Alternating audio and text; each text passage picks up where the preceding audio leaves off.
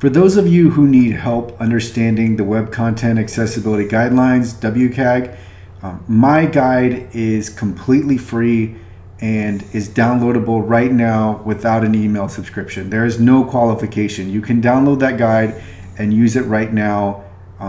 It writes everything in as plain of language as possible. I tried to use non-technical language whenever possible. It contains bullet points on what to do.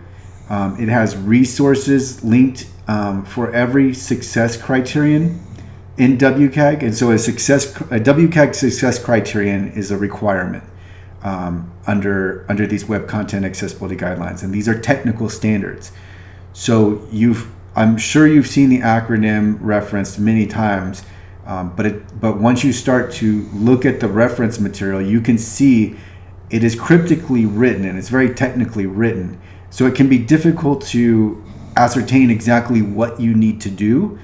My WCAG guide is the opposite. It doesn't cover every last detail, but it covers the essence of what each success criterion is getting at.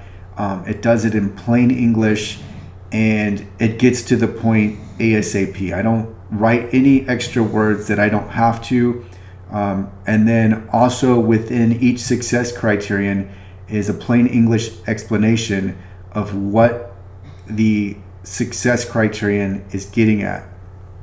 So I've organized it by version 2.0, and then I separately added the 12 additional success criteria that are found in 2.1. So you can start off with WCAG 2.0, and then once you get through with that, you can work your way into 2.1.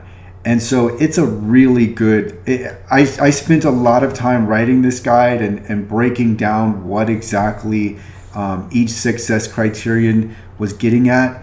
And then I wrote them all as if I was writing a guide to myself and what exactly I would want.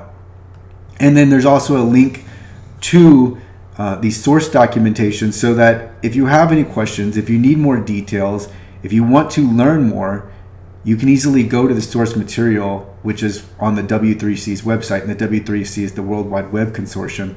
You can easily go to their website and read the technical standards for yourself and see if there are any exceptions that apply to you, see if there are additional examples that you can read through. Everything is still there for you. I don't want to dissuade you from looking at the